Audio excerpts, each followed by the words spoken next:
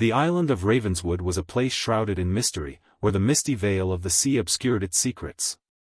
For centuries, it had been home to a lighthouse keeper, tasked with guiding sailors through the treacherous waters that surrounded the reef. The keeper's duties were solitary and grueling, but he took pride in his work, for he knew that without him, countless lives would be lost at sea. His name was Ewan, and he had been stationed on Ravenswood for nearly 2 decades. During this time, a series of bizarre events began to plague the island: equipment malfunctions, inexplicable sounds in the dead of night, and strange lights flickering on the horizon. Ewan tried to brush it off as mere superstition, but deep down, he felt an ominous presence lurking just beyond the edge of his perception. The keeper's obsession with unraveling these mysteries consumed him, driving him to pore over dusty old books and ancient texts in search of answers. His only companions were the gulls that swooped overhead, their cries echoing through the desolate landscape like whispers from the underworld. As the years passed, Ewan became increasingly reclusive, his social interactions reduced to brief encounters with the occasional ship passing by. His family, long ago, had been told he was dead, yet still, he remained on Ravenswood, bound to his post by an unspoken duty and a growing madness that threatened to consume him whole.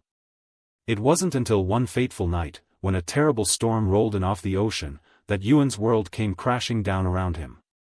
In the midst of the tempest, with lightning illuminating the dark sky like spectral fingers, he stumbled upon an ancient artifact hidden within the lighthouse itself, a cryptic device forged from metals long extinct and covered in arcane symbols that glowed with an otherworldly light. Without thinking, Ewan picked it up, feeling its weight settle into his palms as if meant for him alone. As soon as contact was made, the world around him dissolved into chaos, windows shattered, lights exploded, and a maelstrom of sound crashed over him like a tidal wave. When the storm subsided, Ewan lay on the cold stone floor, gasping for air amidst the wreckage. He gazed out at the devastation he had wrought, not just his surroundings, but also his very own sanity. It dawned on him that Ravenswood Reef wasn't cursed, it was a prison. The keeper's existence had been one of self-imposed isolation to keep the world from uncovering its dark secrets. Ewan finally realized that the artifact wasn't some magical relic, it was merely the manifestation of his own fragmented psyche, trying to communicate with him through codes and symbols hidden across centuries.